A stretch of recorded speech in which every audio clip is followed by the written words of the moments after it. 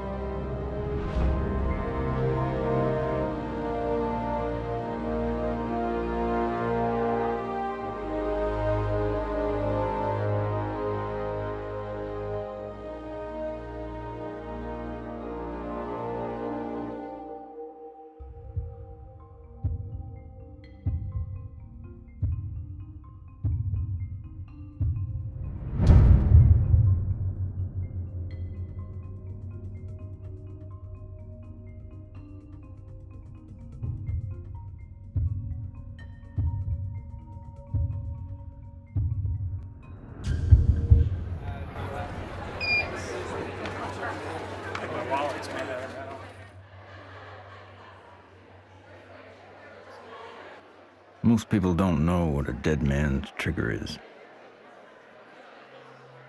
And even fewer need one. A dead man's trigger is a safety valve. For reasons of security, a person prepares a recourse of such severe action that if harmed, they will release a cache of damaging evidence against those enemies.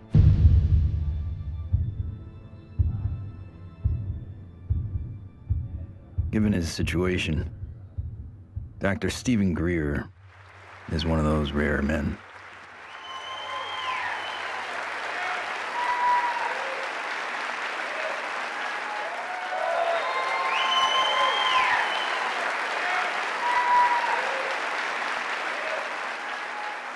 Why would he need one? He's not the first person to push the disclosure of a corrupt military-industrial agenda. In the councils of government, we must guard against the acquisition of unwarranted influence, whether sought or unsought, by the military-industrial complex. In his final public speech, a farewell address, no less, in a time when every second on TV was priceless, United States President Dwight D. Eisenhower decided not to brag about his victory in the Korean War. Instead, he cashed in all his chips to warn this nation of a hidden enemy. We have been compelled to create a permanent armaments industry of vast proportions. The total influence, economic, political, even spiritual, is felt in every city, every state house, every office of the federal government. We recognize the imperative need for this development, yet we must not fail to comprehend its grave implications. When I was with Lawrence Rockefeller at his ranch in 1993, he turned to me and he said, "The implications of this are so vast and so profound that no aspect of life on Earth will be unchanged by its disclosure." I said, "Yes, Lawrence, that's why it's been kept secret. It's not because it's trivial, it's because the implications are so profound." So there have been attempts to bring this information out for over 60 years. And here we sit in 2012 with the world still burning oil and gas and coal, when we have had technologies, sciences, and all the information we need to have had a completely new civilization. What Eisenhower warned us about over 60 years ago, according to Steve Greer, has long become truth in Washington, D.C. The most music, Q107, driving home with the Spearman. Hello, what are people all over D.C. saying about all this money we are giving?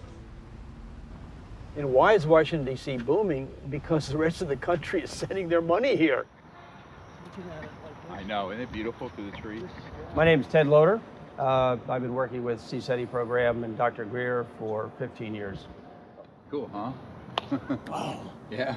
One always wonders if the public really knew what was going on with government covert programs and how much money has been put into it, you know, hundreds of billions of dollars. I think the public would be a little annoyed. Thomas Jefferson believed all men have the right to life, liberty, and the pursuit of happiness. The government they formed would serve to secure those rights. But when corporations or other specialized groups of men become more powerful than those who govern, our security is at stake. Thomas Jefferson wrote about unchecked power of the corporation being a threat to the democracy and the banks. You see, the U.S. Federal Reserve Bank issues every dollar bill, yet it is not run by the U.S. government or any elected official. It is owned by a private banking cartel. But here I find the chairman of the Federal Reserve, who's in charge of the dollar, in charge of the money, in charge of what the money supply is going to be. The middle class is being wiped out, and nobody's understanding that it has to do with the value of money. Prices are going up. So how are you able to defend this policy of deliberate depreciation of our money? A lot of it depends on what happens to the price of oil. The four horsemen, or families of banking, who own and run the Federal Reserve, also run the four largest oil companies. Oil is also used to make and run machinery and current mechanical technology. Of course, there's one industry that needs these more than anyone else: the military-industrial complex. you begin to get into this very scary scenario that has to do with the human condition of the proclivity to accumulate vast amounts of power around a handful of people. All right, sit down and shut up. And right now, these misanthropic sociopaths are running the planet into the ground. When Congress or whatever else or budget directors say, well, we've lost $100 billion in black programs, what does the public do? What can the public do?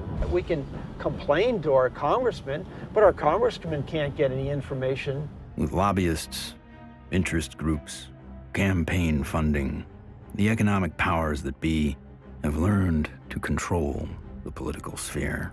These politicians become almost like placeholders. And they don't realize that until they get into the White House or into the Senate Intelligence Committee. It doesn't matter who the president is. They're going to do what they want to do. And that which is good for them isn't always good for everybody else.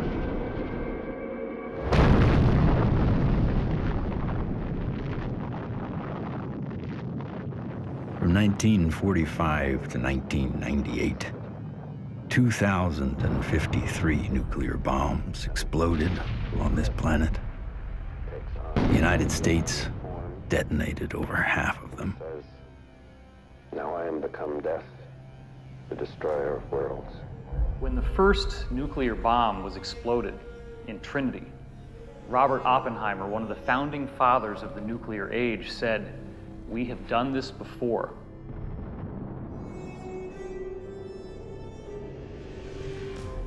It could have been that Oppenheimer was speaking about weapons described in the ancient Sanskrit texts like the Mahabharata, in which they refer to a bolt of iron charged with the light of 1,000 suns. This bolt of iron was hurled in anger and led to an explosive event which is very graphically described in this religious scripture, specifically showing all the key indications of radiation sickness and the various problems with nuclear weaponry that we've come to expect. When we started detonating thermonuclear weapons, atomic weapons, and developing these sort of destructive technologies, the civilizations that have been watching this planet for millennia said, oh my God, these people are going way off the reservation. They are now an existential threat to themselves, but also to other planets, potentially. All over the world, we see very conclusive evidence that ancient people were in contact with extraterrestrial life. The Japanese said that their civilization was given to them by a people they called the Dogu, who came from what they described as Anemono Torebune, which translates as bird boat universe, meaning flying boats from the universe. The ancient Sanskrit writings of India have elaborate descriptions of vimanas, or flying craft. These texts are thousands of years old. They predate any conception that we have of spacecraft or aircraft. But evidence is not just found in ancient texts. It is also captured in our ancestors' art, as if it was plainly obvious that ET vehicles appeared in ancient skies.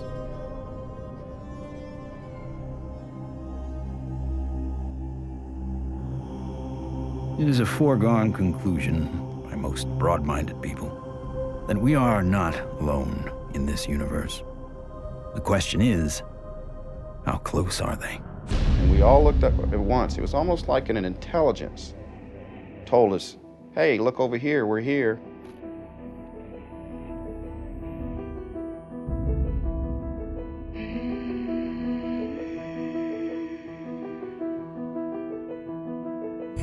I saw 3 red lights in a triangle almost directly overhead.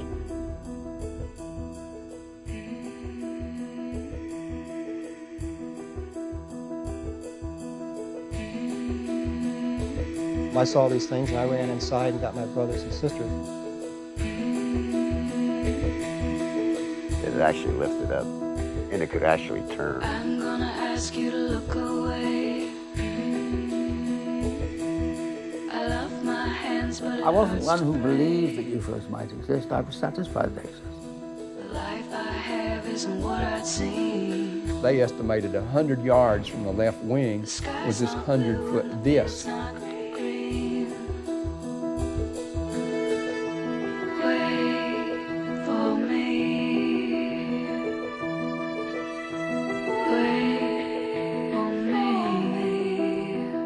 A lot of the astronauts are told to keep it quiet, and they're good Americans too. They develop the film from the moon, everything that's done by NASA.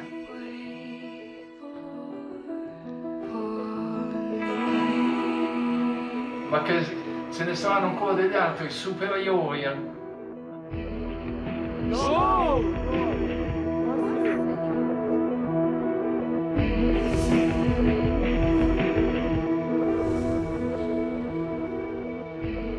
There's so much evidence out there that even if less than 1% is true, that would be enough to collapse the current paradigm and change the whole planet.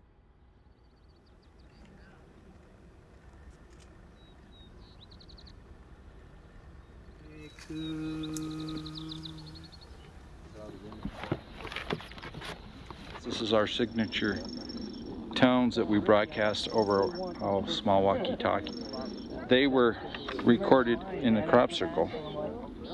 What happens is the extraterrestrials, they come into the area where we vector them in with the signature tones that we broadcast. Then it enables them to home in and get a real good fix on where the site is while we're setting up.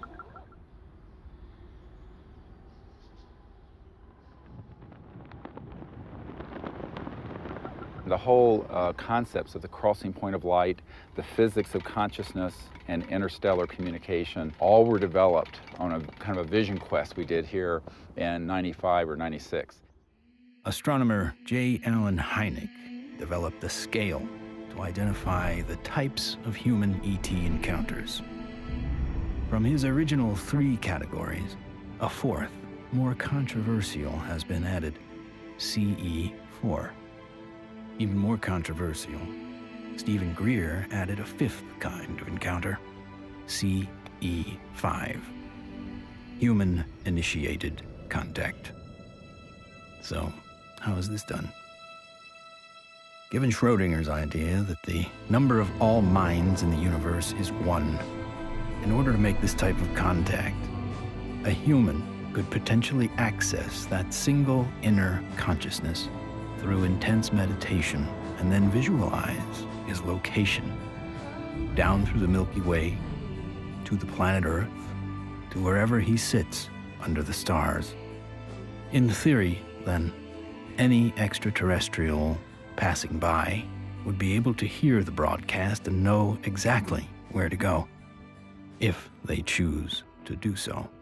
It's interesting how many people have never been out in a place like this where they can see the whole Milky Way galaxy. Most people who come for a week, it alters their life. There's meditation techniques, there's remote viewing techniques, and once you start learning these processes and refining them, then you can make contact more quickly, more easily, and be more of an asset to the group. Checking to be sure that there's no source from anyone else, so that when we do start having electromagnetic signals through this, we know that it's a legitimate source. My name's Emery Smith. I've been with CSETI for approximately 3 years. Getting the baseline reading from us. My duties consist of a couple things. I am Dr. Greer's head security detail. I also am their photographer. I operate anywhere from 2 to 6 cameras at one time. Yeah, that's our craft. It was over the mountains in this direction. Many of the craft that are coming in are transdimensional, and the way I understand it, not visible to the human eye. And that's where this new technology, night vision, that's where that's coming into play in. With the advent of new technology that's out there, it becomes easier and easier for us to capture these beings and these celestial objects on film. after you do the night vision, it has that green hue, of course. And after a while, when you get back to real life, you're thinking, why isn't everything green? This can't be reality. I want to show an early one from Gulf Breeze from 1992. We went down there, and one of the fun things that happened is that I had about 40, 50 people. Let's go out on the beach. And we didn't have good cameras then, but you'll get the feeling of how exciting it was, have all these people, and 1, and then 2, and then 3, and then 4 ET craft materialize right in the sky. There it goes, 1, 2, 3. And look, there's 4. There's 4. There's 4. We have a confirmed CE5. Holy damn hot shit. Dog. Thank you. All right. So the point, the point is, it's fun.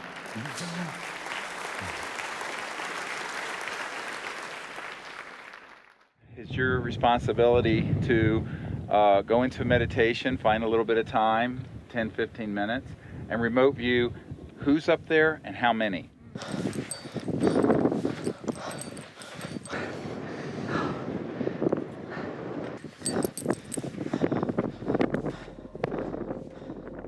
I can attest to the fact that real phenomenon happens here. I really feel that his CE5 protocols are based on a spiritual kind of positive contact, and I think that that is an excellent model for any kind of communication, whether it be on Earth, in the United Nations or wherever, but in this particular field it's with cosmic cultures. And we use consciousness, meditation, visualization, remote viewing, certain tones, and we do it in a group when we can, or even as individuals.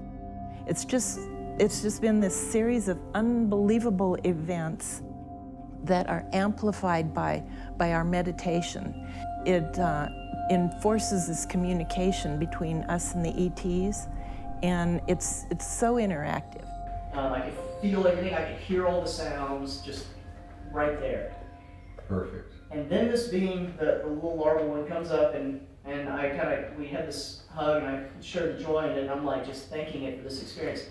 And let's do what we can to feel as if it would feel that this is perfectly normal and natural. Oh, sure. And that, this is...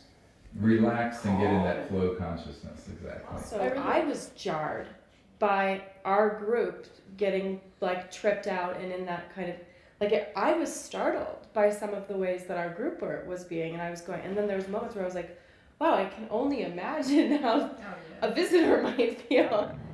The ETs pick up on your intentions, and if you're really out there just to learn and really want to communicate with these extraterrestrials, well, it's going to happen.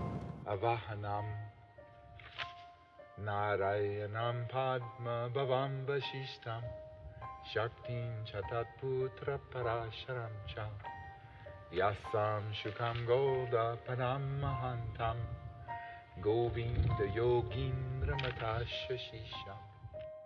And we ask these extraterrestrial civilizations to join us as they begin to learn of us, to help us, and to understand us, even as we endeavor to understand them and welcome them here to this beautiful planet.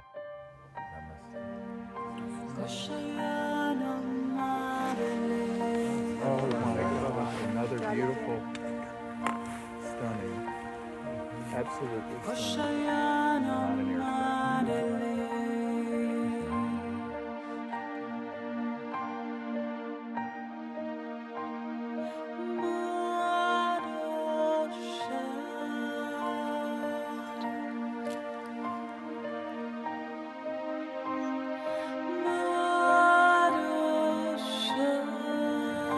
Oh, here comes a military plane, very quick. Yeah, there's a very fast military. Okay, they're gonna go. Oh. It turned right to it. Yeah. Whoa. Literally, my heart literally sunk when the jet got to where the craft had to phase out. and like to feel all that love build, and then to feel that jet coming in, and it was like on a heart level, my heart literally sunk when the jet crossed the path where it had to take off.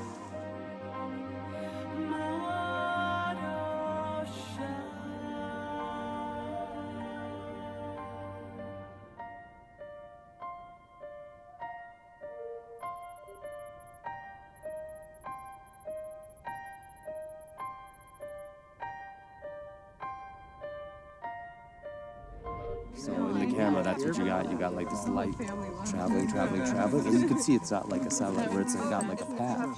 It's got like a, you know, like a movement.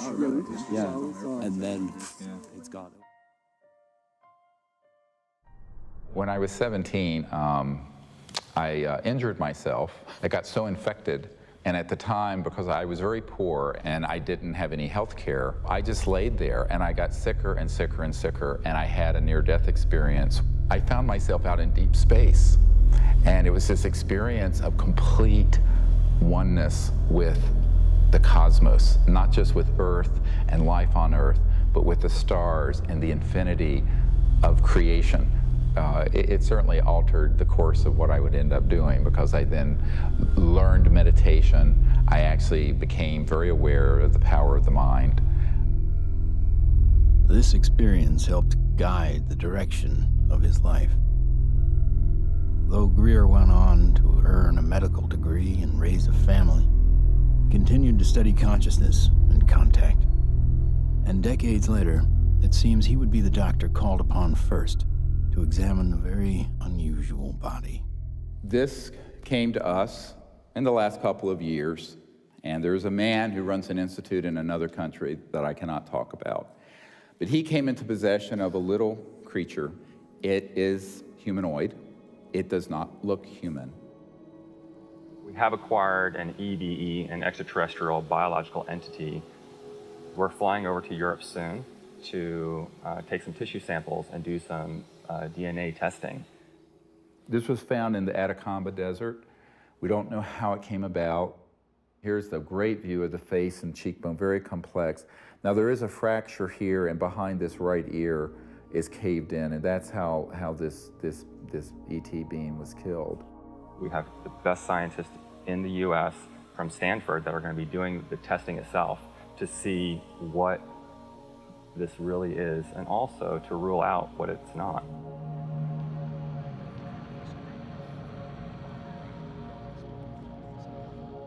The initial reaction that I had is the same reaction that many of my colleagues here at Stanford and elsewhere have had when I've shown them, is that, wow, what is this? The question is important enough in at least two ways. The primary reason is that there's a lot of claims about specimens and claims about aliens. And of course, there's a lot of ridicule associated with that.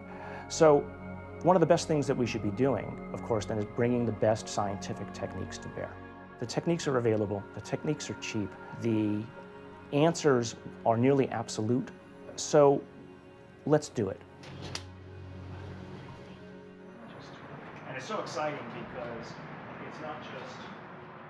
In setting up for this, I'm going to be giving Steve not only the tubes that this should be going into, but I'm also going to be sending across the microscope that I feel they should be using to do the analysis with.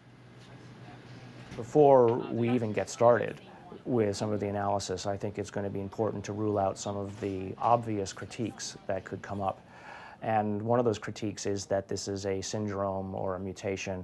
This is a bone dysplasia. And luckily, here at Stanford, we happen to have literally the world's expert, the man who wrote the book on bone dysplasias and syndromes, a gentleman by the name of Dr. Ralph Lachman, who has kindly agreed to look at the specimen, both the pictures as well as the CT scans and the x-rays, to help determine whether or not it's anything that he's ever seen before. I think that a dozen or even 15 years ago, answering the question of what is this would really not have been possible because the kinds of technologies were not available as are available today. But really the DNA tells the story. And because we have the computational techniques, that allows us to determine in very short order whether in fact this is human. So this will be basically an absolute level of proof as to what this actually is.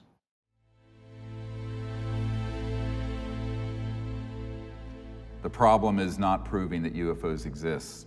It's when you begin to expose the energy and propulsion systems behind how they're getting here.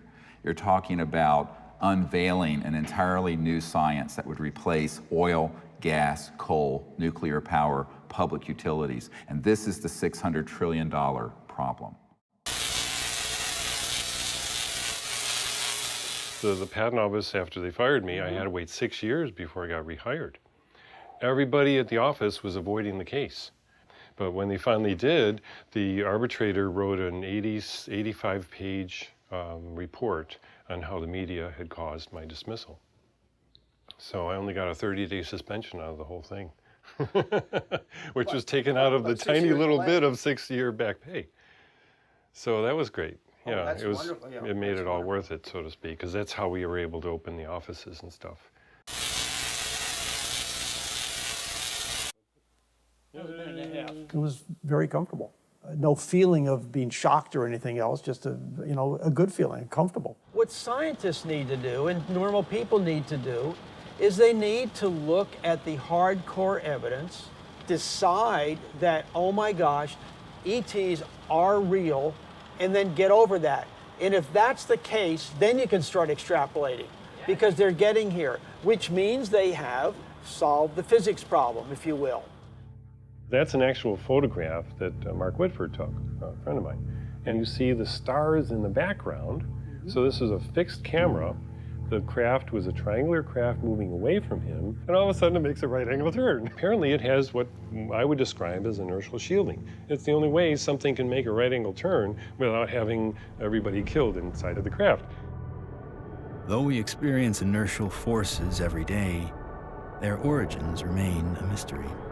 However, there are theories that point to interactions between objects with mass and a quantum energy field. Inertia is due to zero-point energy interaction. So you're interacting with a charged matrix, which is a zero-point field. If you try to change that, then you get a reaction force. There must be an interference shield of electromagnetic nature that would stop that interaction with the zero-point field. And you can suspect that UFOs have already figured this out because they wouldn't be flying around and still have inhabitants.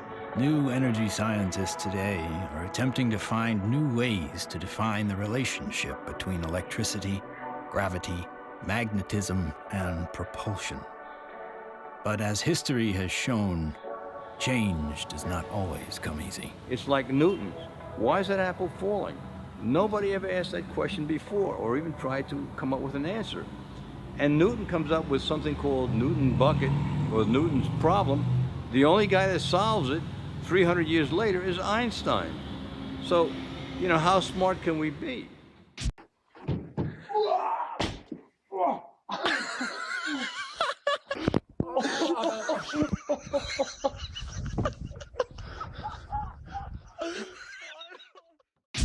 If you look at everything normal within the conventional wisdom, you're not going to learn anything new. My name is Morgan Boardman. I am the Chief Financial Officer of Morningstar Applied Physics. My business partners are Paul Murad and Dr. John Brandenburg. What we're doing, like I said earlier, is we're using a magnetic field that's rotating about the axis with the hope of generating a magnetic vortex. In essence, we are trying to start a civilian advanced research projects agency.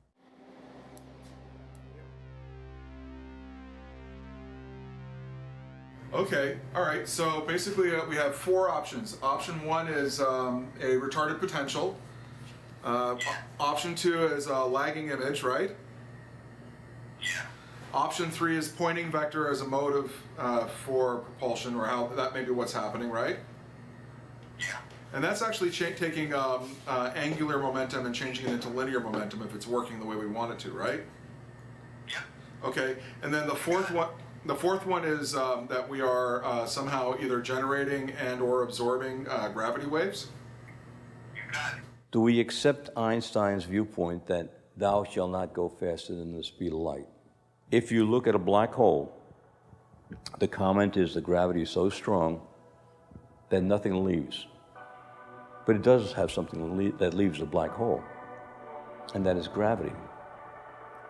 So does that imply that gravity moves faster than the speed of light? Could be. Gravity is another one of those seemingly self-evident forces that has raised a number of questions. How does it really work? How can we use it to our advantage? In the mid-1920s, T. Townsend Brown discovered that electric charge and gravitational mass are coupled, and that by building devices that harness these interactive forces, we could create advanced propulsion. At about the same time, Nikola Tesla and Thomas Edison won the Nobel Prize in physics, but both refused it. Tesla was at the end of a long career of inventing. He had advanced technology in the fields of X-ray, radio waves, internal combustion, and, of course, atmospheric electricity. When everything was said and done, he had earned 112 U.S. patents. He proved that electricity can travel wirelessly in the air, and ultimately died penniless. However, his work did influence many others, most notably Lester Hendershot and Dr. T. Henry Moray. Hendershot invented a magnetronic generator to energize an impossible flight, if fueled by gas, that took Charles Lindbergh and the Spirit of St. Louis from New York to Paris.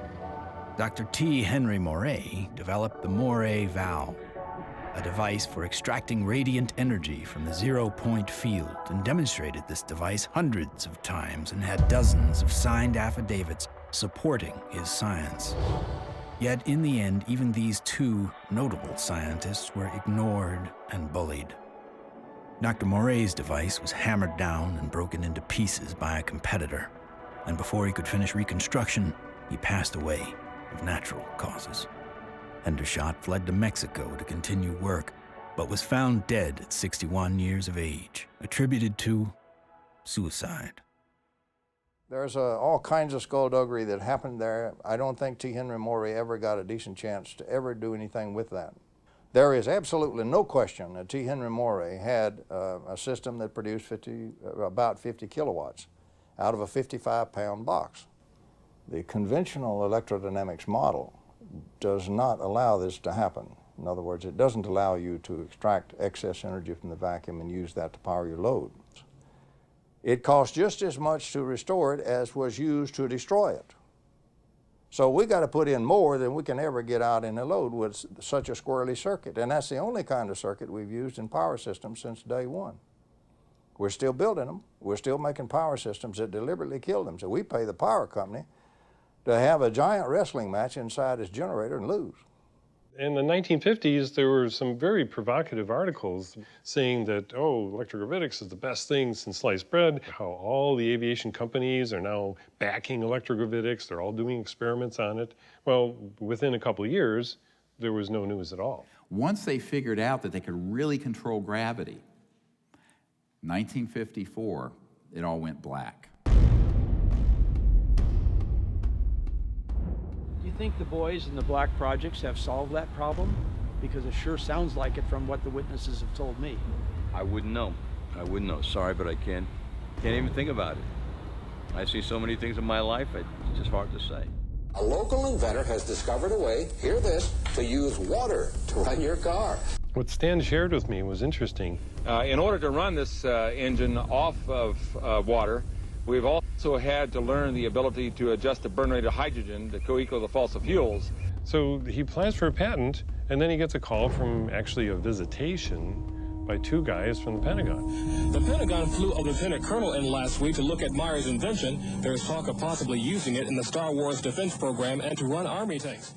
But he asked that this become a public patent so that the civilians could benefit from it.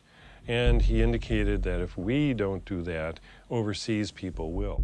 In 1996, Meyer was sued by his investors, who claimed the device was not revolutionary, despite verification of the unique voltage intensifier circuit by the U.S. Patent Office. Meyer was brought to trial, but key evidence was not allowed. His oral testimony was not even recorded due to an audio recorder malfunction, and the judge recessed early for vacation. Later, Meyer made an appeal but was denied.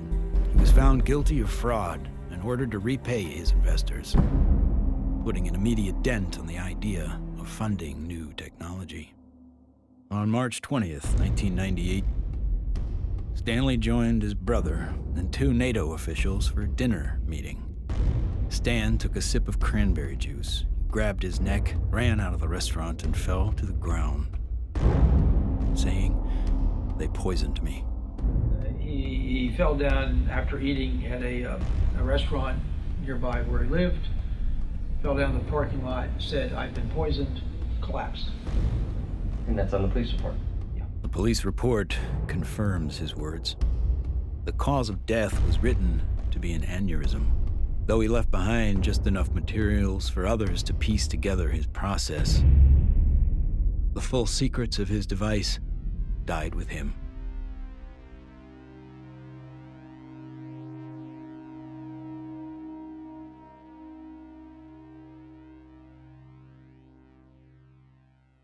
So from this, I began to do more work with the administration, various people, friends of the president, the Rockefeller family. Lawrence was the white hat in that crowd who wanted us to bring this information out, actually hosted us at the Rockefeller Ranch in the Tetons. And one night he pulled me out on the deck and he said, "Well, you know, we really need you to do this." I said, "Lawrence, you're old, you're rich, and you're Rockefeller. What do you want me to do? I'm just a country doctor banging around in an ER in North Carolina." He says, "No, we want you to do this." I went, "Okay." So I'm the throwaway guy. I'm the guy you can throw away because my life doesn't matter. We are back in Rachel, Nevada with our first 2 distinguished guests. Stephen Greer is a North Carolina doctor. He does a lot more than watch the skies. He fires off messages, and he says that someone or something is responding. Dr. Greer is looking for close encounters of the 5th kind. What, at this minute, do you believe? Our assessment at this point is that there is at least one extraterrestrial civilization which has managed to make its way to our corner of the universe. And number 2, that there's no evidence at all that they have hostile intentions towards this planet.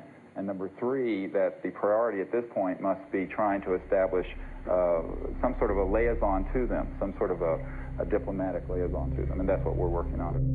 Is there a continued cover-up? Yes. Do those at the highest levels of government agencies know that there's a cover-up? Not necessarily. Officer X, a high-ranking military veteran, joined forces with Dr. Greer in order to use his military and government influence to gain access to high-level officials.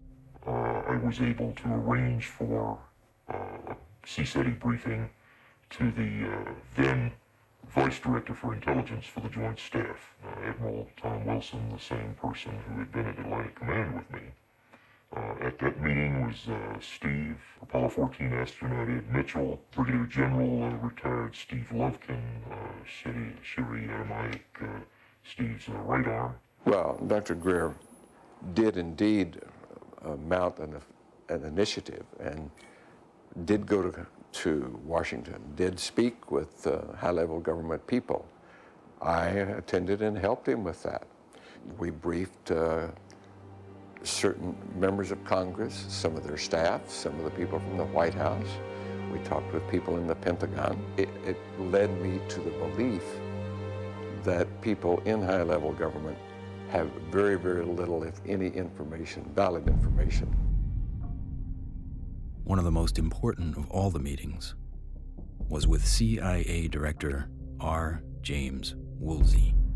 Here I fly up to Washington. The cover story was a dinner party. One of the things that I found was that this CIA director wasn't lying when he communicated to us that he had not had access to these projects. He was shaken to his core. We met for not 20 minutes, almost 3 hours. And by the end of it, I handed him, my hands were shaking, I handed him this document, and it was a position paper recommending executive orders and the things the Clinton administration and he needed to do to get control of this mess. And he looked at it, and he looked at me. He says, yes, he says, but how do we disclose that which we have no access to? And I almost wept. I went, what?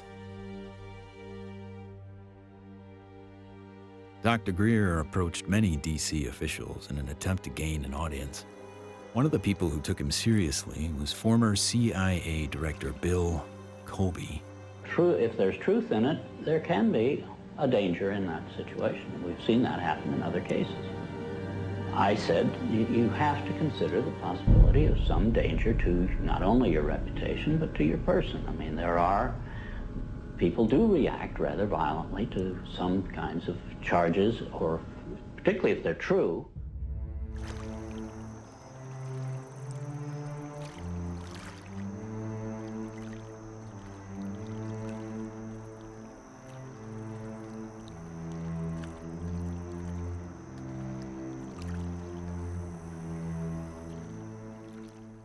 Now, you know, I'm a 30-some-year-old doctor with 4 kids, a golden retriever, and a house in North Carolina. So I'm going, this is down the rabbit hole fast. But that is the situation, my friends, when you're dealing with secrecy that is criminal and illegal. In 1997, in an effort to push his message deeper into Congress and the White House, Greer headed to Phoenix to prepare a video with his best evidence to show in Washington, D.C. While he was in the editing room, the biggest UFO witnessed event in history was about to happen. On March 13th, 1997, when the Hale-Bopp comet was very clear in the northwest sky, thousands of people were outside trying to get a glimpse of it when they also caught a glimpse. These orbs, giant orbs, equidistant in a V formation of 1 mile to 2 mile wide in some very credible reports. And that's the particular area where these phenomena keep popping up from my vantage point. The Native Americans living in the basin between South Mountain and the Estrellas have told me that not only were they looking up at the Phoenix Lights during the mass sighting, but they've been looking up at them for centuries. I live in a community called Loop, northeast of Flagstaff, on the Navajo Indian Reservation. We'll have to go back in time one day before. We saw 6 to 7 lights that were circling along the horizon. The entire street came out. It was almost like a block party. Everybody turned off their lights, everybody sat in their front yards, and everybody watched this unusual light show. I squeezed down the best of what I found and finally came forward in 2004 with the Phoenix Lights, a skeptic's discovery that we are not alone. 10,000 people approximately witnessed this, one of the largest experiences of this sort ever recorded. The Phoenix Lights phenomenon didn't seem to be falsifiable in any way. It was being validated by most everybody that saw it. The ultimate, shall we say, insult was the governor of the state of Arizona, Fife Symington, finally calling a news conference saying that he has finally got the answer to the Phoenix Lights, and he introduces some staff member dressed up as a space alien. People got very angry because here is the top elected official of the state making fun of what I estimate to be close to probably 10,000 people saw this. Under the watchful eye of the public, Symington retracted his statement. If you had been here 10 years ago and standing out here and looking up there at the lights and the view, you would have been astounded. You would have been amazed. The so-called Phoenix Lights were seen by many people in 1997.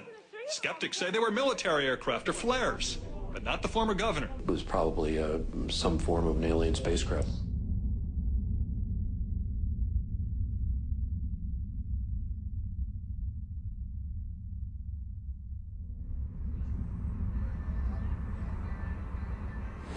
On our way to Barcelona. Barcelona. To retrieve the evidence. Dr. Bravo. Hi, baby. Are you ready for the trip? I'm ready for the trip. I'm so excited. We're going to do some very wonderful work, and I can't wait to get the results. Upon Upon arriving in Spain to look at the being for the very first time, I was kind of skeptical. It was definitely a game changer for my thought process to actually see it in person than to see it on film. The first thing we had to do was go to the radiology lab because we needed x-rays and CAT scans before we did anything. Porque esto es, ya se lo comenté que era un poco difícil de hacer. Es, ¿okay? The best we can get. Lo mejor que pueda pasar. Porque evidentemente no se puede manipular para nada. No. The head radiologist at the center saw the beam and was quite impressed.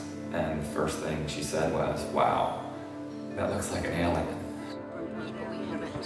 That's really okay. This is fabulous. This was pretty good for you. Yeah. Okay, that's good.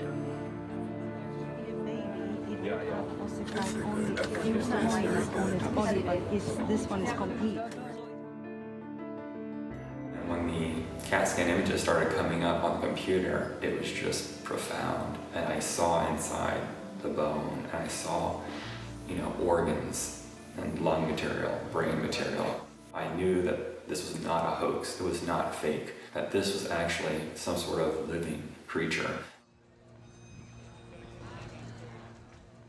Right, well, if somebody made it, they have a future in microsurgery because they were smart enough then to put in these millimeter-wide bone holes where the arteries go in to feed the bone marrow.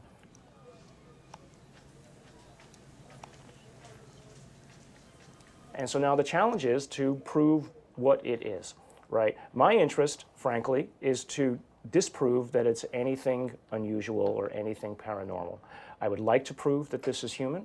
I would like to prove that this is just an interesting mutation.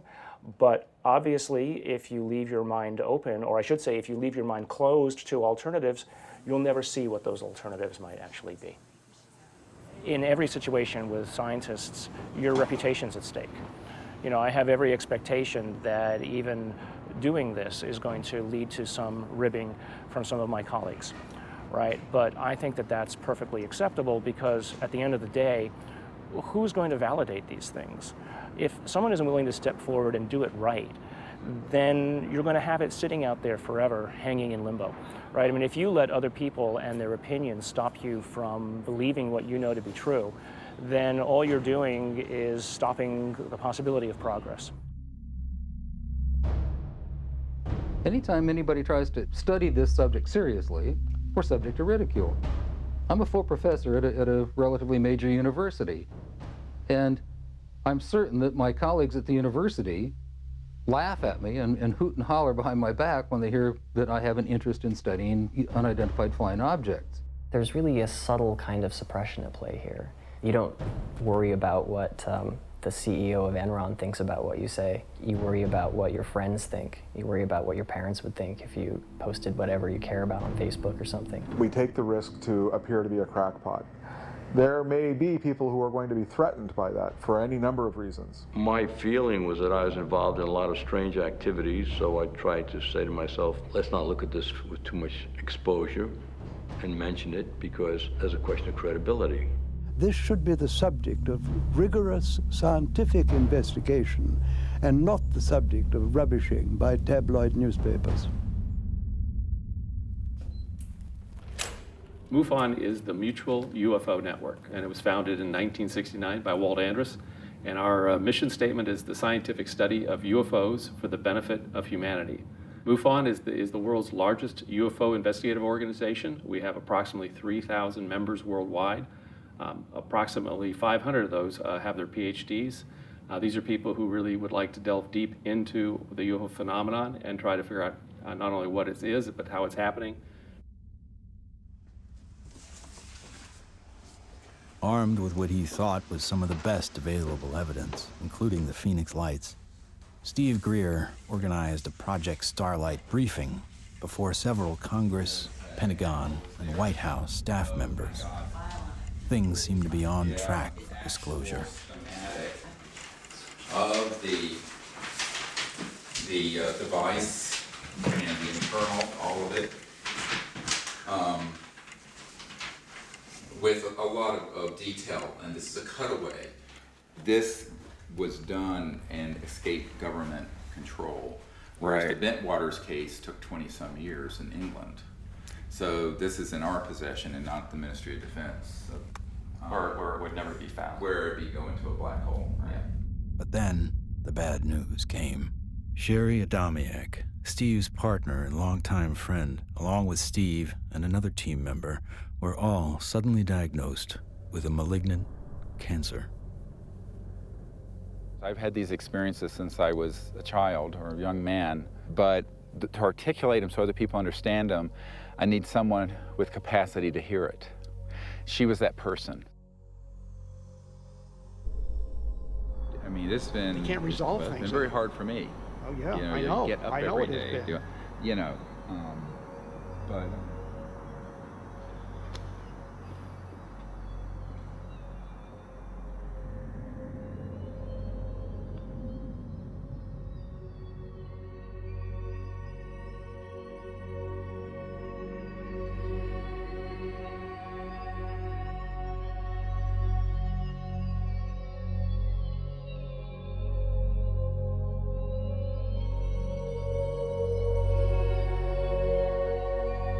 One of the last places she wanted to come was here. So she asked that her ashes be placed on the land. So we put her ashes around that tree.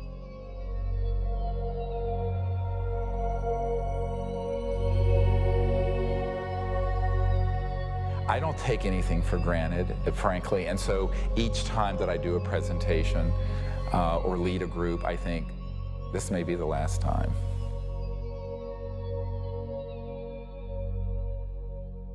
The thing that has kept me going the most is not any external thing, but the experience of that near-death experience where I know that there's an aspect of us that doesn't die. That is why I can go mano a mano with these elements and not be afraid.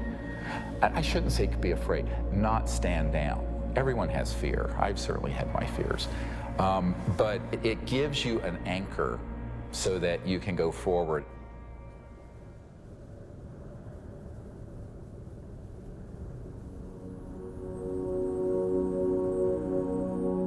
More than ever, Dr. Greer understood what he had always sensed. It was not the power of a cosmic field or quantum vacuum that would propel us into a new world. It was the mind. This really is the opening to an entirely new science of consciousness. You can maybe think of consciousness as a television set. On the TV screen, you see pictures and sounds and so forth. And if you tried to find out where that was coming from and you looked inside the television, you're not going to find it. It's not there. The signal is in the radio waves around it, invisible to us, that's being interpreted by the television as pictures and sounds. So this is very much like the state of how we understand the mind and consciousness. Dr. John at Princeton proved that putting your awareness on a device that was a random number generator would affect it. So you have this random number generator and it's producing 50-50 ones and zeros. And then you introduce a person into the picture and you tell them, try to affect it with their mind. Think more ones or more zeros. You measure that, and sure enough, what they found was that there are more ones or more zeros being produced that correlate to that person's intention. So we can see effects being produced forwards and backwards in time, which is really strange. Distance doesn't seem to matter as much. You can get the same strength of effects if you're right in front of the REG or if you're on the other side of the planet. Consciousness is a non-local field, and it isn't limited to your brain waves and body. Dr. John once had the opportunity to ask the Dalai Lama if he thought the random number generators themselves were conscious. And the Dalai Lama thought about it, and his reply was that if you think they're conscious, then they're conscious. Just like consciousness can have positive effects on the zeitgeist or ether, it can also work the other way. Unfortunately, when you start to deal with inventors who have anomalous results that seem to be over unity, Paranoia seems to accompany that process. And John Searle's famous for having a circular magnetic device that has both energy and propulsion built into one unit. And the electric company felt that this guy was stealing money, took him to court, went to jail, his house caught fire, and all of his property and all of his designs burned. The concept of freedom, this sort of idea of people having the liberty to pursue happiness and to pursue abundance, this has been completely, in a sense, turned upside down. We actually reprinted a report on the military involvement of the Department of Energy. And it's so extensive, it's the major operation that goes on there. There have been over 5,000 patents that have been sequestered by the national security state, taken out of the public domain. Many of them deal with energy technologies. It's a policy that the military seems to feel is necessary for national security. However, at this point, we often wonder, 50 years after World War II and the Cold War, whether such sequestering is necessary. Suppression of new technology would be an obvious plague on the idea and strength of a free market system. Yet, it still seems to happen right in front of our eyes. And this is a huge controversy, one of the largest, maybe most intense controversies in the history of science. There's nothing worse, I've found, than suggesting to academic physicists in particular, and academics in general, that they are not only wrong, but disastrously wrong, catastrophically wrong.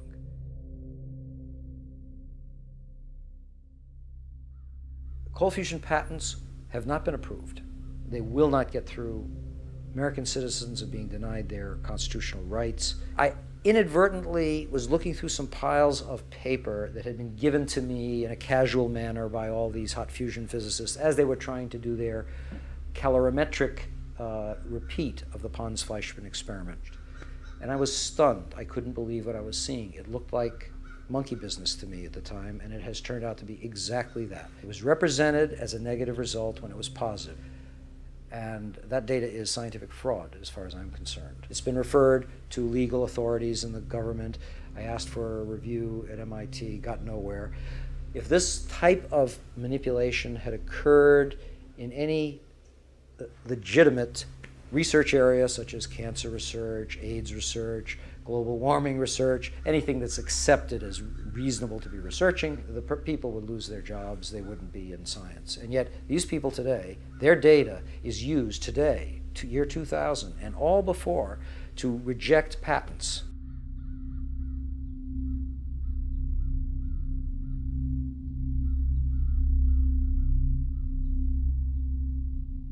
Yes, there is serious criminal activity going on that ultimately must be rooted out.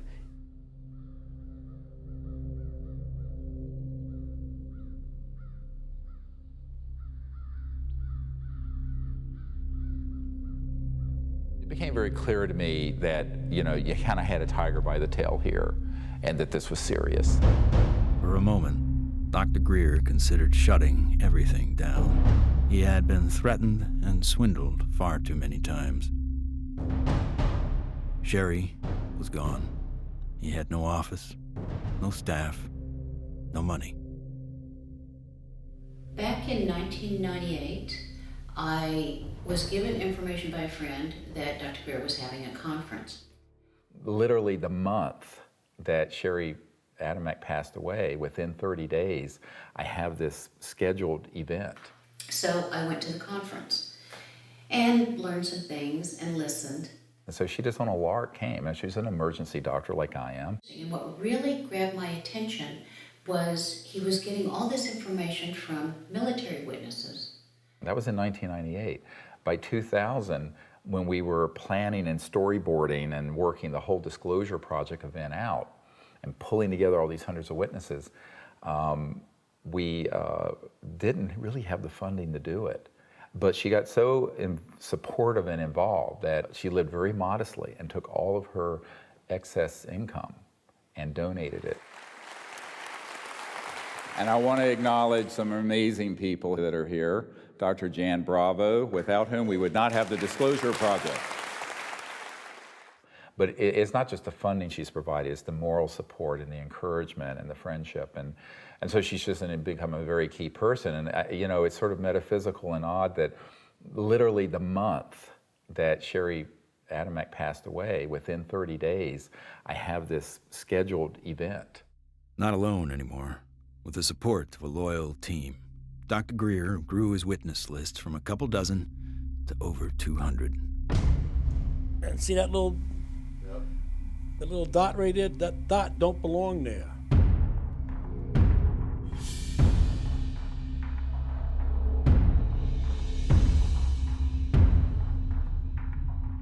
I said, I'm one of those, what you would call the high government official in the FAA. I was the division chief.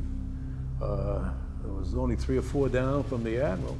I was awarded the Air Force Guided Missile Insignia. I was the first photographic officer in the Air Force to get they called it the missile badge.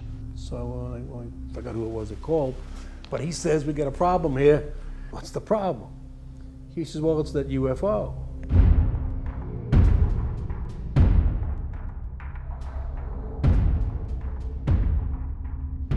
We weren't launching real nuclear weapons, we were launching dummy warheads. They were the exact size, shape, and dimension and weight. And we were looking down southwest, and the missile popped up through the fog. It was just beautiful. And I hollered, there it is. And our guys on our M45 tracking mount with 180-inch lenses on it got it. We sent the film back down to Vandenberg.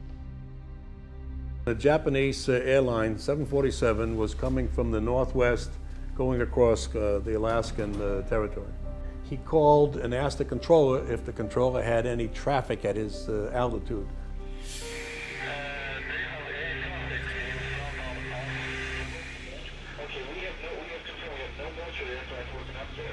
His radar is picking up a target. He sees this target with his eye, and the target, the way he described it,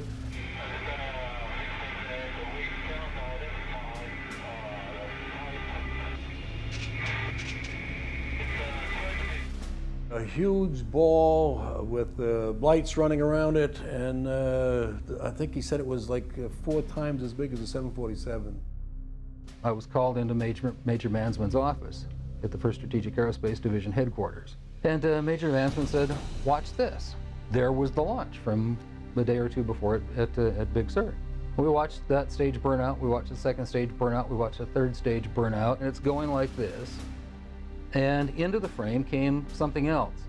It flew into the frame like this, and it shot a beam of light at the warhead, fires another beam of light, goes around like this, we're going like this, fires another beam of light, goes down like this, fires another beam of light, and then flies out the way it came in. And the warhead tumbles out of space. They brought in 3 people from the FBI, 3 people from the CIA, and 3 people from Reagan's scientific study team, and I don't know who the rest of the people were. When they got done, they actually swore all these other guys into that this never took place. Who said that? Who was saying? This was one of the guys from the CIA. Now, I saw that. I don't give a goddamn what anybody else says about it. I saw that on film. Phil Klass can kiss my ass. He wasn't there. I was. He said this is the first time they ever had 30 minutes of radar data on a UFO. He said, you are never to speak of this again. As far as you're concerned, this never happened. So I said, yes, sir, and walked out, and that was the last I talked about it for 18 years.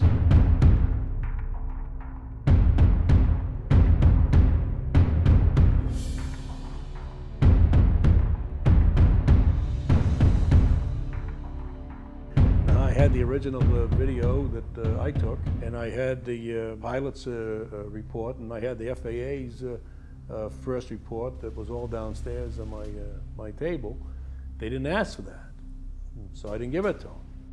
There are things that I know about that I did in the service that I won't talk about to you now because they're top secret, and I could get my ass in trouble for talking about them.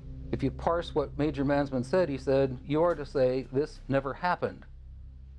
Well, that's not classifying it top secret, is it?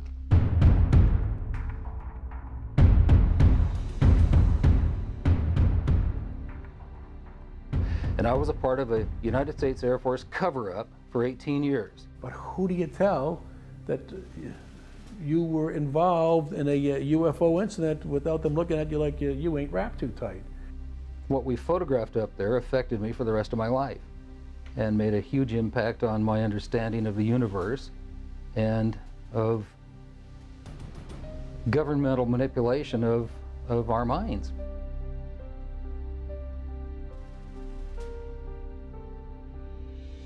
Now, with the witnesses on his side, Dr. Greer had the firepower to attack Washington again.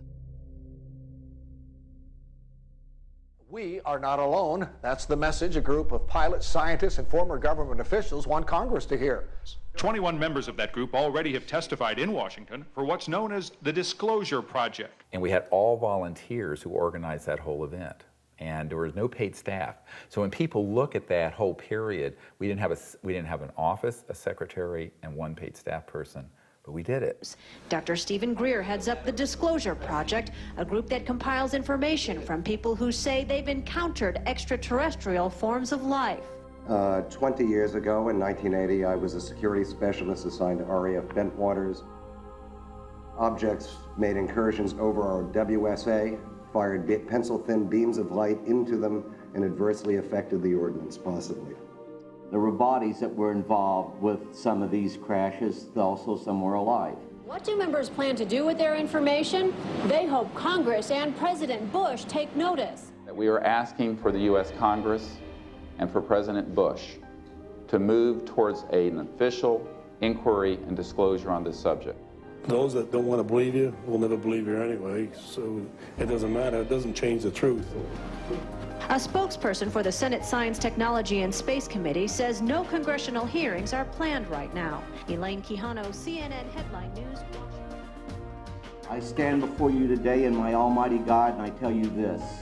If Congress calls me in and says, will you testify in detail what you know, I stand here today prepared and ready to do just that. Governments must never lie to the people. Thank you.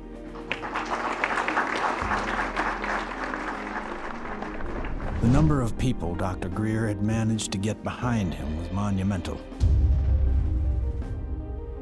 In a perfect world, an event of this proportion, with that amount of coverage, would have been enough to start a legitimate movement. But of course, we hardly live in a perfect world.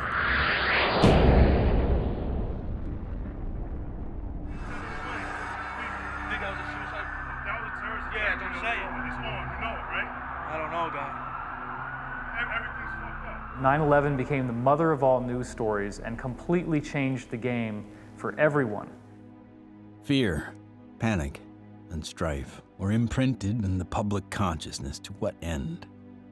Not to go after Al-Qaeda, but rather to invade the sovereign nation of Iraq. Given such a drastically overt misstep on the part of a U.S. government led by an oil family, the question on some people's minds is whether or not this disaster was exploited, or worse, engineered. The Gulf of Tonkin in the Vietnam War, Chiang Kai-shek in the Korean War. False flag operations are nothing new. However, according to some, the ultimate card to play might be yet to come. How do you grow the trillion-dollar military-industrial complex that Eisenhower warned about into a $2 or $3 trillion program? You got to have a bigger enemy out there. Von Braun's purpose in life during the last years of his life, his dying years, was to educate the public and decision makers about space-based weapons. First, the Russians were the enemy against whom we're going to build space-based weapons. Then terrorists would be identified, and that was soon to follow. In 1977, I was at a meeting in Fairchild Industries, and in that room were a lot of charts on the walls with enemies, identified enemies, names that people had never heard of, names like Saddam Hussein and Gaddafi. But we were talking then about terrorists, the potential terrorists. No one had ever talked about this before. And they continued the conversation about how they were going to antagonize these enemies, and that at some point there was going to be a war in the Gulf. According to these theorists, after the military-industrial complex had its war against terrorism, the next enemy that Dr. von Braun identified on Earth would be third world country fanatics. But with no more enemies left, the people would soon be taught to look to space. The next enemy was asteroids. Now at this point, he kind of chuckled the first time he said it. Asteroids, against asteroids, we're going to build space-based weapons. So it was funny then.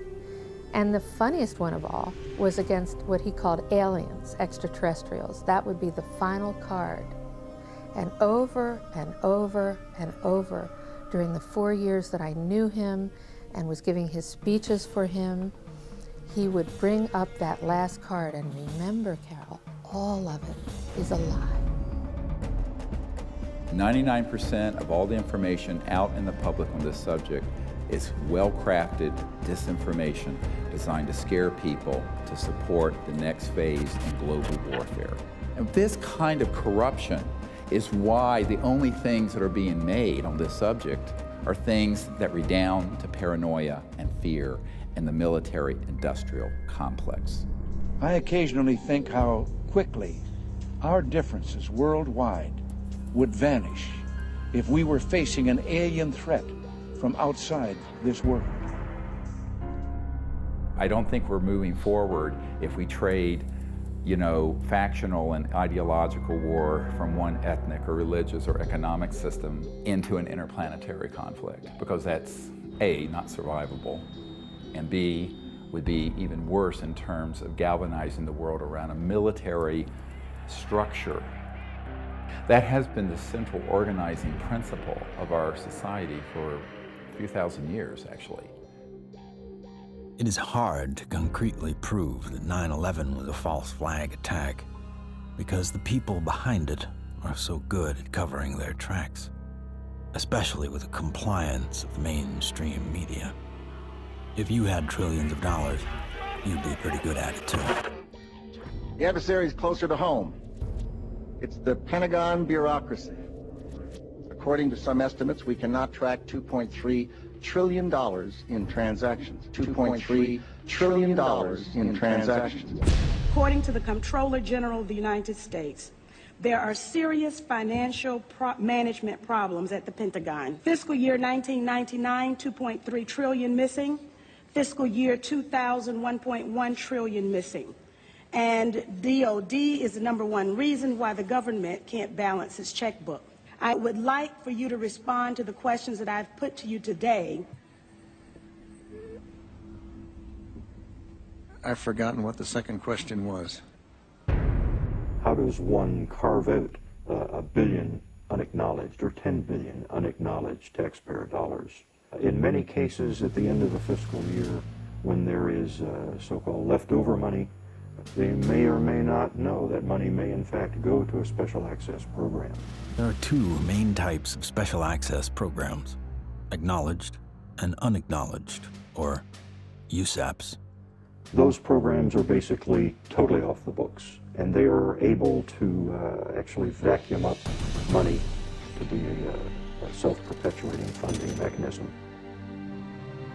Certain USAPs are waived and also completely managed and controlled by private contractors, so they enjoy the secrecy protections only afforded to private corporations. There is virtually no high-level government oversight for these types of USAPs. In many cases, no elected official, including even the president, have knowledge a particular USAP even exists. Between 1947 and 1949, the government passed the National Security Act and the CIA Act. These laws allowed the intelligence community to withdraw money from any agency without disclosure. Essentially, money could be stolen from any program, and no elected official would ever know about it. Great view of the eye socket. Very different eye socket. And that's another thing that the scientists who've looked at this at Stanford have commented on. If you look at this creature and you look at the cranial vault, how large it is, The size from the eyes up is at least 3 times that of a human. One of the first things that Dr. Lockman immediately remarked upon was the shape of the head and the skull. It was not something that he is accustomed to seeing, and it was quite interesting and in some ways exciting that the associated features that you would expect from a syndrome of that nature were not found.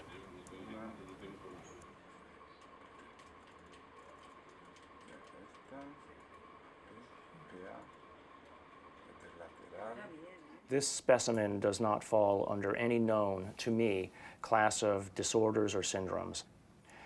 In many respects, the proportions of the spine and extremities are normal. The major abnormalities appear to be 1, the size of the specimen, mid-face hypoplasia and underdevelopment of the jaw, and that the specimen has only 10 ribs. Humans normally have 12, rarely 11.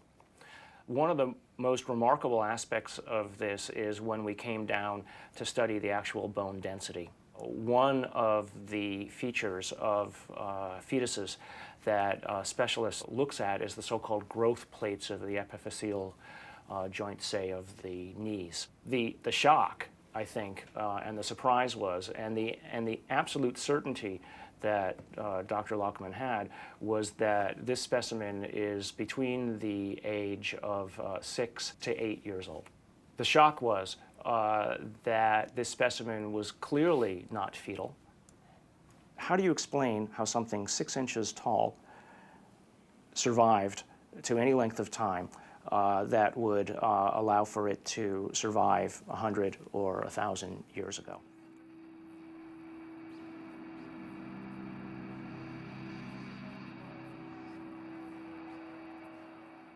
And what amazes me is the media. Well, they're so compromised on this, they don't dare do anything but follow the company line on it. The company line being a series of lies. This is a document talking about the current program at the CIA. And it says that the PAO, Public Affairs Office, has relationships with reporters from every underlying major wire service, newspaper, news weekly, and television network in the nation. In many instances, we have persuaded reporters to postpone, change, hold, or even scrap stories that could have adversely affected national security. Now, what's the purpose of this? The CIA has no mandate for anything domestic. The FBI is domestic. What the hell is this? Where are we now? We are in a bread and circus. This is a phrase used to describe the creation of public approval, not through excellent public policy, but rather through diversion and distraction. No, I'm not doing that. I'm sorry. You are driving me nuts. That's ridiculous. Keep people fat, keep them happy, keep them diverted, and keep them entertained with drivel and shock and nonsense. That's, unfortunately, the sort of thing that has taken the place of news and information. So that what we're seeing today is a world in which perception is being managed by as little as 5 major media corporations who collectively control magazines, newspapers, corporate news websites, television stations, movies, documentaries. Who are these people? Who could be behind the curtain? Who could possibly be controlling us so effectively? A shadowy government with its own Air Force, its own Navy, its own fundraising mechanism, and the ability to pursue its own ideas of the national interest, free from all checks and balances, and free from the law itself. Majestic 12 is real. Notorious MJ-12, which is no longer called MJ-12. I'm trying to find out the new name. Basically, it's an oversight group intermingled with the National Security Council and the National Security Planning Group. They have full control. They have no congressional oversight whatsoever. They answer to nobody. Whatever activity is going on, to the extent that it is a clandestine group, a quasi-government group, a quasi-private group, it is without any type, as far as I can tell, of high-level government oversight. And that is a great concern. Ladies and gentlemen, the very word secrecy is repugnant in a free and open society, and there is very grave danger, for we are opposed around the world by a monolithic and ruthless conspiracy that relies primarily on infiltration instead of invasion, on subversion instead of elections. Its preparations are concealed, not published. Its mistakes are buried, not headlined. Its dissenters are silenced, not praised. It is a system which has conscripted vast human and material resources into the building of a tightly knit, highly efficient machine that combines military, diplomatic, intelligence, economic, scientific, and political operations. And we are, as a people, inherently and historically opposed to secret societies, to secret oaths, and to secret proceedings.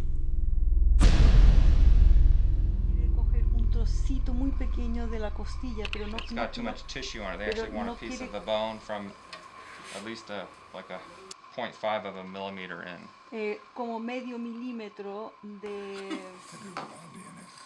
We took material from inside the cranium, also 2 clippings of the anterior front ribs of this being. And we were able to see under the dissecting microscope that in fact it did have bone marrow in them, so that meant there should be some good genetic material in there. It was really nerve-wracking. Imagine, 2 big guys here trying to operate on this 13-centimeter long beam.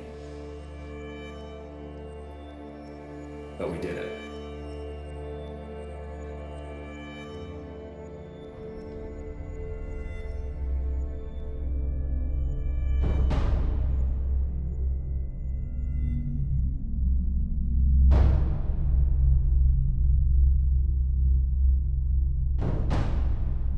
The DNA analysis is being done by some of the world's best, but even the world's best need to be cross-checked, which is why I'm doing the 3 different facilities.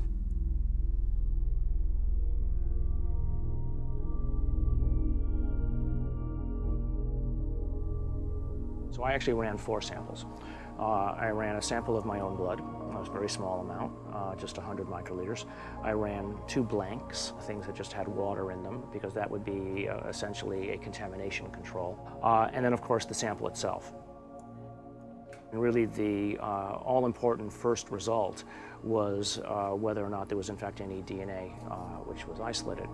And the actual shock for me was when I got the amount of DNA out of this sample. It was way above what I had originally expected. What you have on the left here is a so-called DNA ladder. This is a size standard. This one on the end is in fact my DNA, and it has an expected size distribution as well as some banding. And validating the original measurement is this analysis that basically shows that we have a nice distribution for the sample's DNA. When we physicists look for alien civilizations, we don't look for little green men. We look for energy consumption. We look for type 1, type 2, and type 3 civilizations. What are we? We are type 0. We get our energy from dead plants, oil and coal. Around the year 2100, we will become a type 1 civilization. And we see the beginnings of that now. What is the internet? The internet is a type 1 telephone system. Imagine, if you will, sitting down to your morning coffee, turning on your home computer to read the day's newspaper. Well, it's not as far-fetched as it may seem. Information has largely been controlled in a top-down way. What we're seeing now is the dissemination of discoveries coming up from the grassroots and not from a top-down centralized authority which has the ability to say, this isn't making it because we don't believe it's true, this is making it because it fits the mainstream. When we want to form a new team in a new country, then all we have to do is contact someone there using the internet, and suddenly they're a member of the node. From this online collective seems to come a real communion. People from all over gather in groups to investigate UFOs, with safety in numbers against ridicule and disinformation.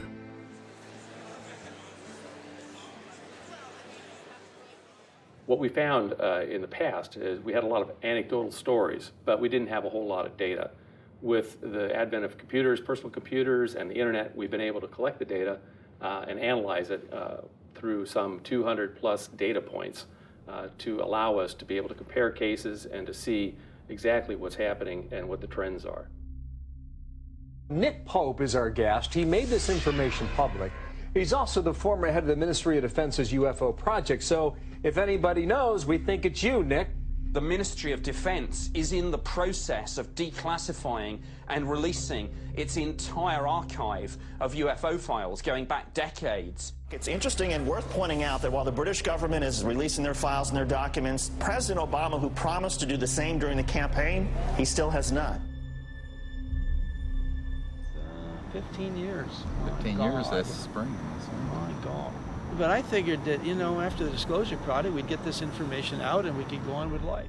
How do we keep battering the ram at this door? Where do we find the strength to keep going forward? When you think that you're the only person that has the knowledge, you become marginalized. Steve was instrumental in bringing together a large group who had been involved in this subject and who for the first time realized that they were not alone in trying to come forward on the subject. Governments, we've discovered, have not gone far enough, so we've decided that as people using the CE5 protocols, form our own movement and do what governments have not been doing. We think of this as the People's Disclosure Movement.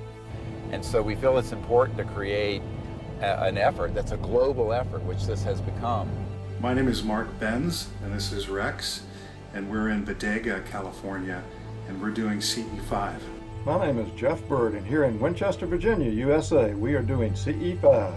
My name is Peggy Brewster, and here in Middleton, United States of America, we are doing CE5. We have 1,150 teams of CE5 ambassadors, which are spread over 52 countries. My name is Andre, and here in Sweden, we are doing CE5. Und wir machen zusammen CE5 in Deutschland.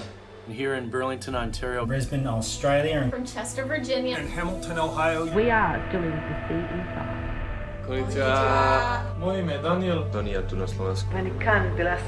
Es Leo Ortiz. And here in Vancouver, British Columbia. Faisons du CE5. CE5. The CE5 context demas. CE5. CE5. CE5. We're doing CE5. And the reason I think that's so important is that it not only builds the knowledge base, but it also further potentiates this concept of pioneering a new pattern of peaceful contact. And that is something that no other group, large group on Earth is doing. Certainly isn't being done by the State Department and the Senate Foreign Relations Committee. It seems to be it only takes one person to make contact. But hundreds of voices worldwide is a call that can't be missed. And likewise with innovation, the more heads in the game, the more likely we are to find a solution. There's many, many technologies that people have talked about, many ways to the mountaintop. We have so many modes of converting quantum vacuum energy or zero-point energy. Some people think they know how to do it. Okay, fine. But if you do it theoretically, that's one thing. But then you got to do it experimentally, and that's the hard part. Those opposed to new energy technologies can tie the hands of hundreds of inventors. But how will they ever fare against tens of thousands? The output milliamperage is more than the input milliamperage. It's a clear indicator of overunity. I'm gonna ask you to look away. I love my hands, but it hurts to pray. The life I have isn't what I'd seen. The sky's not blue and the field's not green. Wait for me. Wait for me. Wait for me. Wait for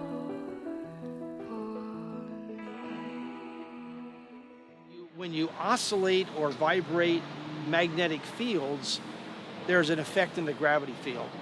And how to do that linkage is what you're trying to get at, as I understand Maxwell's equations are in that term right there.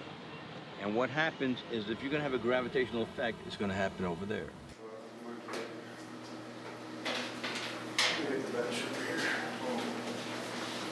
Josh, I think I can help too. This channel here represents revolutions per minute. These are representing weight that we're measuring on the load cells.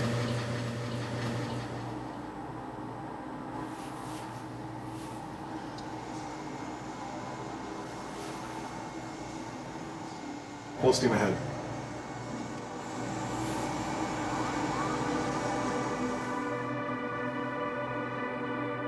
When we look at our data, we lost 7% of weight. If we move this thing and it loses weight, I must be generating gravity waves. Though the device maintains its shape and size in terms of dimension, it is losing mass. That's a possibility. If it is losing mass, then certainly it would also be affecting time in a very localized manner. By looking at new technology, you could break through new commercial aspects to improve our society. We should be looking for a disruptive breakthrough in this technology within the next 10 years. We're on the brink of developing any number of potential propulsion systems which would take us out of the solar system. I think we're going to beat NASA to the mark. So I graduated from the UCLA School of Engineering in 1976. I got a flyer from the School of Engineering inviting me to a lecture by Ben Rich. Ben Rich was the director of Lockheed's Skunk Works for 16 years. He oversaw a number of USAPs that were secretly managed at the Skunk Works, including, most notably, the development of the F-117 stealth fighter. Ben shared a slide set of about 40 slides of different things, starting with the U-2 spy plane, going all the way up to the stealth fighter at that time, mentioning that he couldn't talk about the other secret stuff. But when he ended his talk, he had a slide of a black disc zipping off into outer space. And he ended his talk with these words: "We now have the technology to take ET home." So you have to have vision, and you have to have the guts and the courage to go out past the steps and do something of any value, and we have to go past our grasp. And we asked him questions about it. What did you mean when you said we have the technology to take ET home? Ben shared three major things that I think are worthy of research by researchers worldwide at this point in time. The first was we've somehow figured out how to do interstellar travel already. It's known. The second point he made was that there was an error in the equations. My suspicion is it's probably Maxwell's equations for electromagnetic theory. The third thing he said was, how does ESP work? And I was really kind of startled because I didn't know what to say. But I blurted out, I don't know, all points in time and space are connected. And he looked me back in the eye and he said, that's how it works.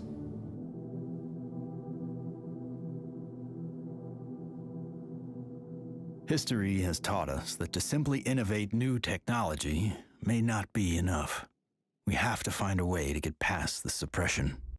We've already now had a breakthrough just a couple months ago of the tritium battery. Finally, a company has come up with an actual commercializable unit, but it's very small. It's designed for an IC or some small circuit component. So this is a good sign, because it shows the way to introduce a free energy device is to introduce a small version of it. If you have a revolutionary energy device, it has to be introduced in a way that doesn't look like it's a revolution.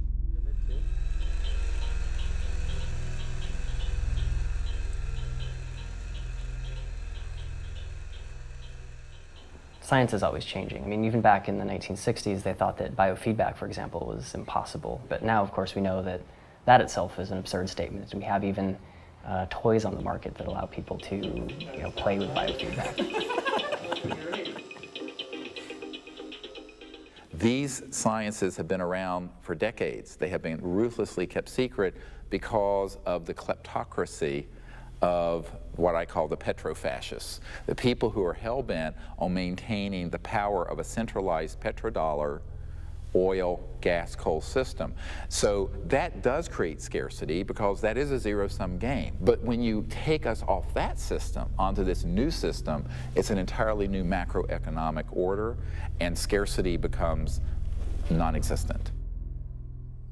After years of disappointments, Dr. Greer and his team are now attempting to build an energy research lab in Virginia, where scientists and inventors with working prototypes will have a safe haven to build.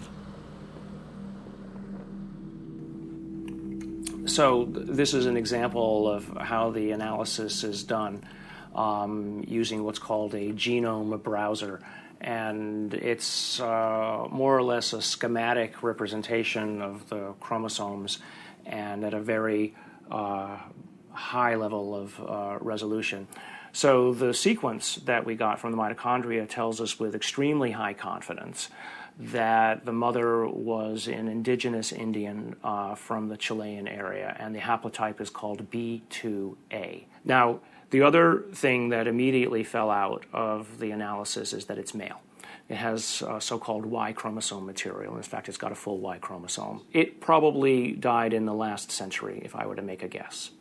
I can say with absolute certainty that it is not a monkey, right? It is human, or as close to human, closer to human than chimpanzees would be. But when you count up the number of mutations that we're observing, what we're seeing is more than what we would expect to be caused by simple cell division. When the sequencer is creating or making these reads, it's doing it more or less at random. So what does the computer program do that people have written and designed? It takes every one of the little sequences and tries to match it against the known. And then anything that doesn't match, it puts in a little side file and says this is unknown. At a certain point, when enough knowns are matched, I can feel comfortable saying, this is human, right? But if I'm not careful and I don't pay attention to what's in the garbage can, right, what the computer program is throwing away, I could literally be throwing the baby out with the bathwater. What we've done is we've scaled back and we're seeing several chromosomes and pieces of chromosomes across the top, which basically leaves us with a very strange conundrum, right? Here you've got this 6-inch tall, let's call it human, right, because the DNA says that so far it's human, at least the way that we're looking at it. This gene, PCNT, which is known to be associated with primordial dwarfism, we don't have any mutations here. It lived to the age of 6 to 8.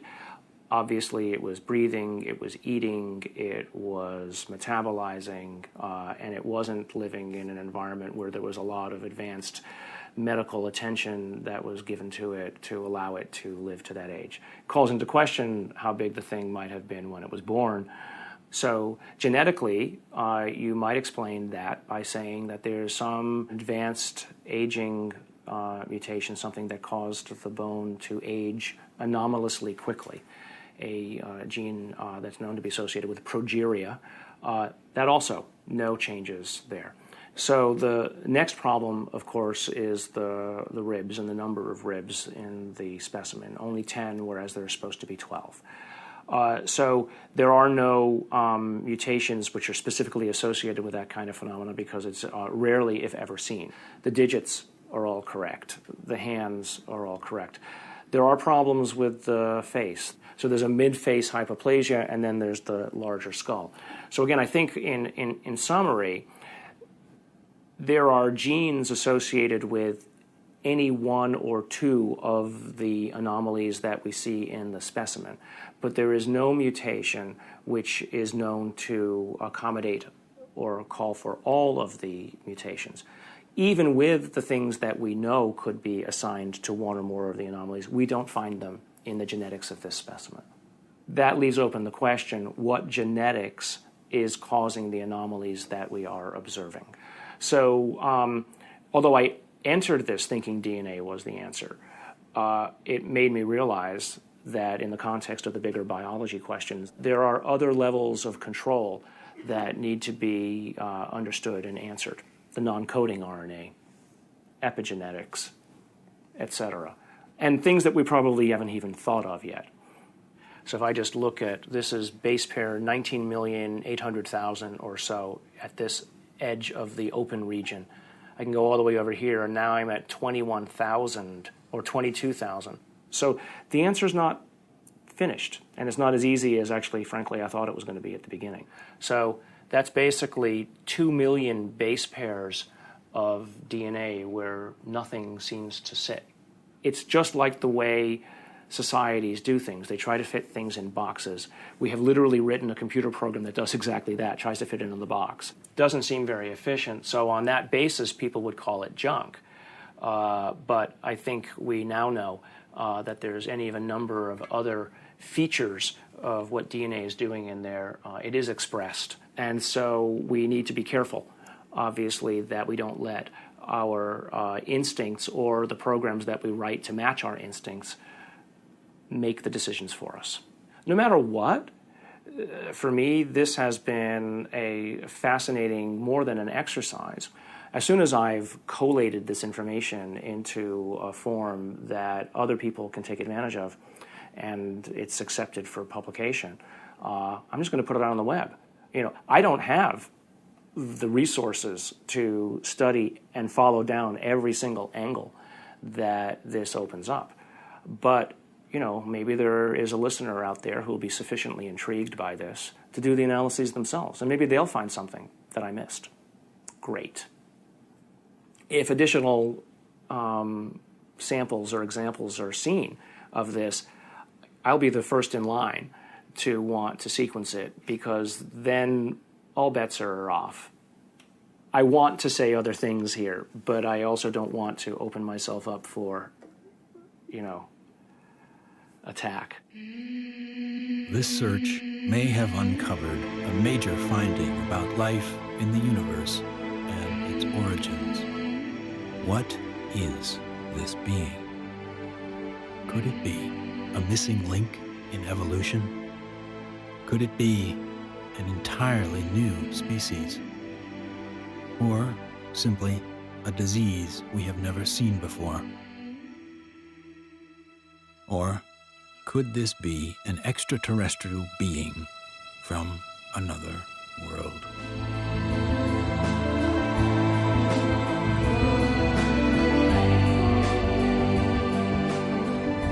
Whatever the case may be, this challenges the boundaries of human scientific knowledge.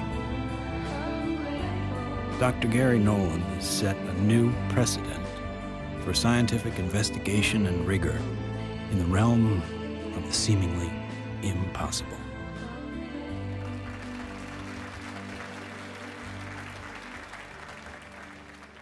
Now, we have now over 4,000 cases of extraterrestrial vehicles that have landed, 3,500 pilot cases, over 5,000 documents from the U.S. government, and hundreds of thousands of pages of documents from 14 countries that have opened their files since the Disclosure Project was launched 11 years ago. And yet, this isn't on CNN every night. And this is probably the most important thing going on this planet today, and yet nobody talks about it. If we don't explore what to do, we're going to miss the boat. And that could be why Eisenhower's final message wasn't just doom and gloom. It was a charge to the people to spit out the bread, look away from the circus, and take some responsibility. Only an alert and knowledgeable citizenry can compel the proper meshing of the huge industrial and military machinery of defense with our peaceful methods and goals. The dam is in fact breaking, and you're beginning to see countries all over the world begin to come forward with what they know to be absolute fact. Since 2001, 24 countries have opened their UFO files to the public, including Australia, the UK, Vatican City, Germany, Russia, and Canada. The United States is not yet among them. What we have to do is pave the way for these leaders. Because if the people will lead, the leaders will follow. They'll have to. And it isn't about overthrowing the Pentagon, it's about leaving it behind. My goal when I started this was to make this so that I wasn't important at all in it, that there would be enough people that they go on without me. And that way, it doesn't matter if I drop dead. The future is here already. The technologies are here, contact is happening. And if we come together as a people, what we're going to find is that all of us working together are going to be able to create a world that is amazing. If every single one of us told everyone we know that we're being visited by intelligent life, that the sciences are here to give us a new civilization, we're liberated from that macroeconomic slavery, but this is the destiny of humanity. Thank you very much. God bless you all.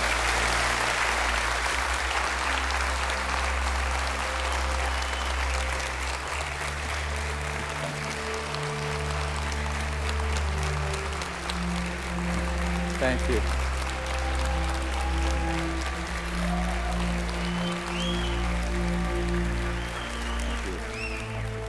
What we've come to learn is this. We are standing at the precipice of a new age. There is power in the many, but only when they're acting as one. That's when resonance happens. Whether joining together as a responsible citizenry against the forces standing to divide us, or joining consciousness to unite with the beings who are prepared to communicate with us.